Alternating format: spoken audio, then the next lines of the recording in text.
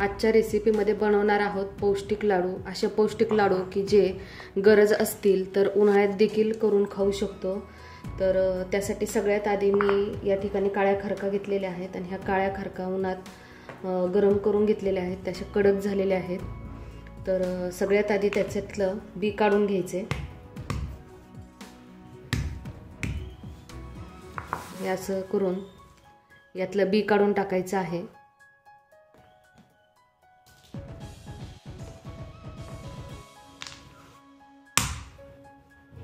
तर काही कडक खरका झालेले असतात, त्या एका ह्याच्यातच तुटतात पटकन। आणि बी आणि हे वरचं काढून टाकायचे। आता इथे पाहू शकता एकाच ह्याच्यात दोन तुकडे झालेले आहेत। अशा कडक उन्हाने झाल्या पाहिजेत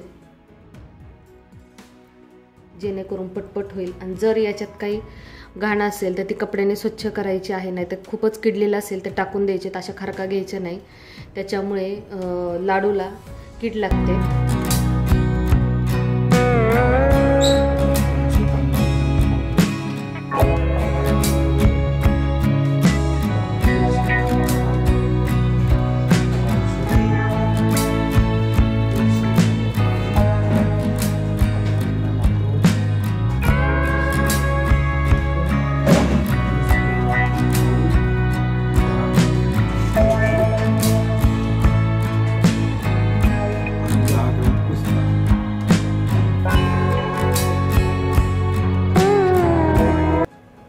मोठे 2 चमचे 2 ते 3 चमचे तूप घ्यायचं आहे।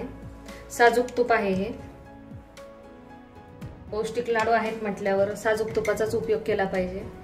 तर सगळ्यात जास्त तूप डिंक तळण्यासाठी लागतं, त्यासाठी सुरुवात डिंकापासून करायची आहे। त्यासाठी भरपूर तूप घेतलेलं आहे, जास्त पण नाही घ्यायचे।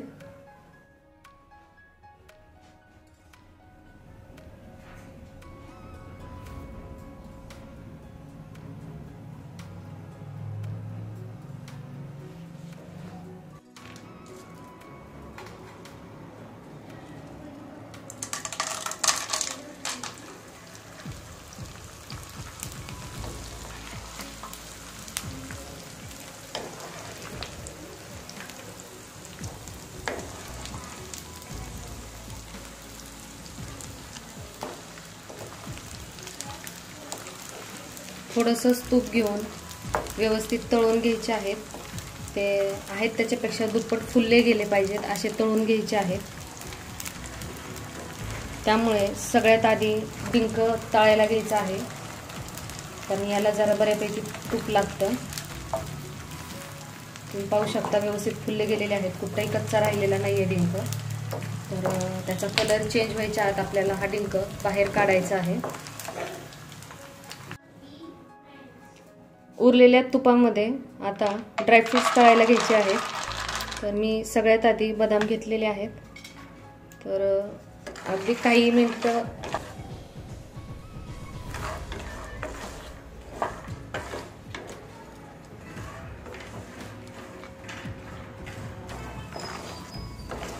एक मिनिटापेक्षा कमी वेळ आपण हे केलेले आहे, तळलेले आहे, कारण ते तूप आधीच गरम झालेलं होतं। आता काढूया।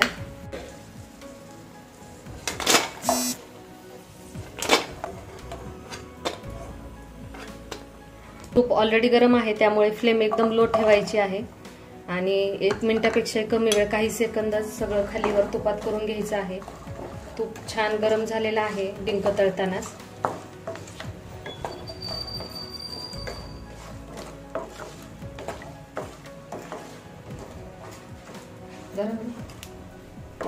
लाडू जास्त दिवस चांगले टिकावेत आणि चवही छान यावी, तसेच तुपाचा पौष्टिकपणा त्या लाडूमध्ये चांगला मुरावा यासाठी आपण तुपात हे फ्राय करून घेत आहोत।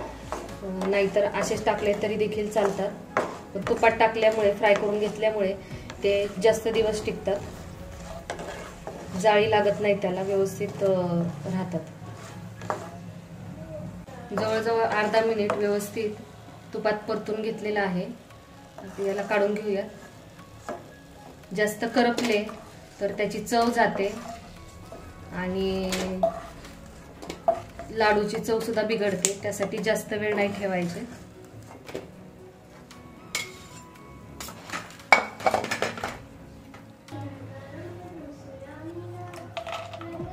पिस्ता देखील जास्त वेळ नाही गरम करायचं, अगदी थोडा वेळ खालीवर करायचे तेलात.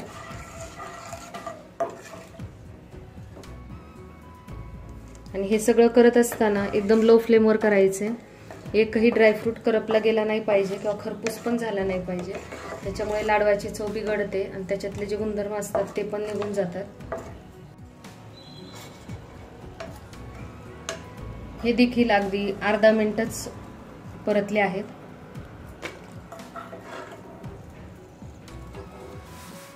आणि आहे त्या तुपातच सगळं परतून घेत आहोत आपण, जास्त तेलकट पण नाही करायचे. खोबरं दुपारी कडक उन्हात ठेवलं होतं, तरी देखील थोडंसं अर्धा एक मिनिट तुपात खालीवर करून घ्यायचं आहे.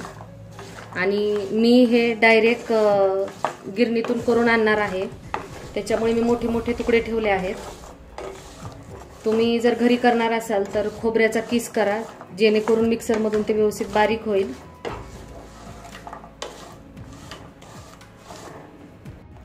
मी गिरणीतून खारीक खोबरं कुटून आणणार आहे, त्याच्यामुळे मी मोठे मोठे तुकडे केलेले आहेत.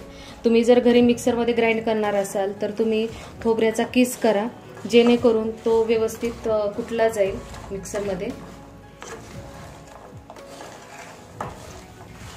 बाळंतणीसाठी करणार असो किंवा कोणाचं तरी ऑपरेशन झालेलं आहे त्यांच्यासाठी करणार असो तर आपण महिनाभर टिकेल या अपेक्षेने करत असतो. त्यासाठी खोबऱ्यामुळे त्या लाडूला जाळी लागू नये यासाठी खोबरं अशा प्रकारे परतून घ्यायचं आहे. अगदी 1 मिनिट मी परतून घेतलेला आहे. खोबऱ्याला परतायला जास्त वेळ लागत नाही, ते लगेच गोल्डन गोल्डन धरू लागलेलं आहे. तर या पॉइंटला मी आता हे खोबरं काढणार आहे. ते मी सेपरेटच ठेवणार आहे, म्हणजे ते कुटताना सेपरेट कुटल्यानंतर ते व्यवस्थित कुटता येतं. इतर ड्रायफ्रुट्स मध्ये मिक्स नाही करणार आहे. आता त्याच तुपात मखाना देखील काही वेळ खालीवर करून घ्यायचा आहे. जास्त वेळ नाही लागणार आहे त्याला. खूप हलका असतो तो, 100 ग्रॅम घेतला तरी खूप वाटतो, कारण अगदी कापसासारखं त्याचं वजन वाटतं. सगळे ड्रायफ्रुट्स आणि ते हे केल्यामुळे, तळल्यामुळे या ते तुपात त्याचा सगळा कलर ते तुपात उतरलेला आहे आणि तो आता ह्या पांढऱ्या शुभ्र मखाण्याला लागत आहे. अतिशय पौष्टिक असा हा पदार्थ आहे मखाना. हा तुम्ही अगदी तेल मिठात हळद तिखट टाकून परतून जरी खाल्लं तरी सुद्धा खूप उपयोगी येतं. मखाना छान फ्राय झालेला आहे.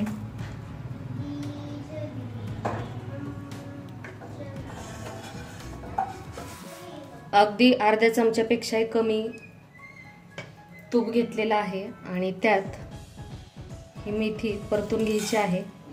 मेथी देखील जास्त वेळ परतून घ्यायची नाही, कढई गरमच आहे, त्यात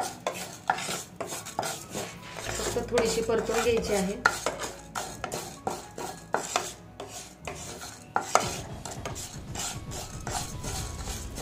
मेथीचे खूप सारे गुणधर्म आहेत, कंबरदुखीसाठी तसेच केसांच्या आरोग्यासाठी देखील बऱ्याच पद्धतीने त्याचा उपयोग केला जातो. तर ही परतून झालेली आहे. आता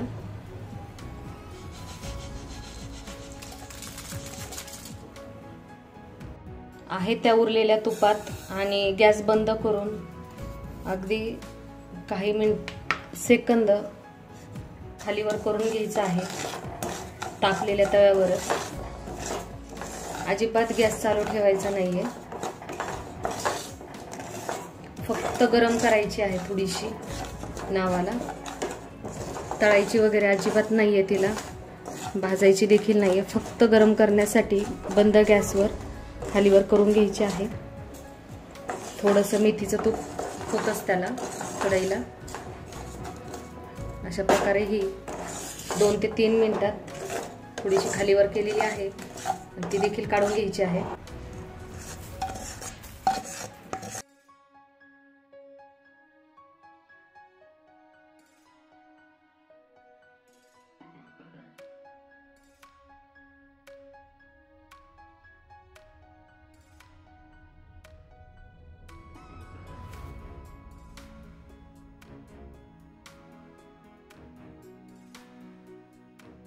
आत्ताच आपण गिरणीत जाऊन आलेलो आहोत आणि इतक्या सुंदर प्रकारे त्यांनी दळून दिलेलं आहे. असं घरी होत नाही किंवा खूप वेळ लागतो. तर तिथे अगदी 5 मिनिटातच हे केलेलं आहे आणि ते करत असताना त्यांनी उरलेलं तूप देखील टाकलेलं आहे. तर आता आपल्याला ह्याचे लाडू वळून घ्यायचे आहेत आणि गिरणीतून आणल्या ते थोडंसं गरम आहे, त्याच्यामुळे पटपट लाडू वळले जात आहेत. तर तुम्हाला किती क्वांटिटीमध्ये लाडू करायचे आहेत, किती लहान किती मोठा, छोटे केले लहान मुलं असतील तर लहान लहान करा, जेणेकरून वाया जाणार नाहीत, कारण अतिशय पौष्टिक लाडू आहेत. आणि यामध्ये आपण काळ्या खारकेचा उपयोग केलेला आहे. ज्यांना हाडीतापाचा त्रास असतो, सतत हाडीताप येतो, त्यांनी काळी खारीक, काळे मनुके खाणं फार गरजेचं असतं. अशी ही गुणकारी खारीक आपण यात मिक्स केलेली आहे, साधी खारीक घेतलेली नाहीये. त्याच्यामुळे हे पूर्ण प्रकारे पौष्टिक असं आहे. आणि गुळाचा पाक कुठेही केलेला नाहीये, त्याच्यामुळे पाक घट्ट झालेला आहे का, पातळ झालेला आहे का, किंवा आपले लाडू कडक होतील का, कसलंही टेन्शन नाहीये. खारीक खोबरं कुटत असतानाच त्यात गुळ देखील कुटून घेतलेला आहे. अशा प्रकारे हे पौष्टिक डिंक लाडू तयार झालेले आहेत. तर तुम्ही देखील हे नक्की ट्राय करा. वजनी प्रमाणात म्हटलं तर 2.5 किलो झालेले आहेत आणि महिनाभरवरती इतके हे लाडू झालेले आहेत. तर मधल्या 2 ते 3 वर्षामध्ये कोरोनामुळे भरपूर लोक बऱ्याच तक्रारींपासून सफर होत आहेत. तर त्याच्यावर रामबाण उपाय म्हणून रोज एक तरी लाडू खाल्ला पाहिजे. तर उन्हाळ्यात देखील हे लाडू खाल्ले जावेत, यासाठी मेथीचा कमीत कमी वापर करून उन्हाळ्यात कसे खाता येतील असे लाडू तयार केलेले आहेत. तर तुम्ही देखील नक्की अनुभव घ्या.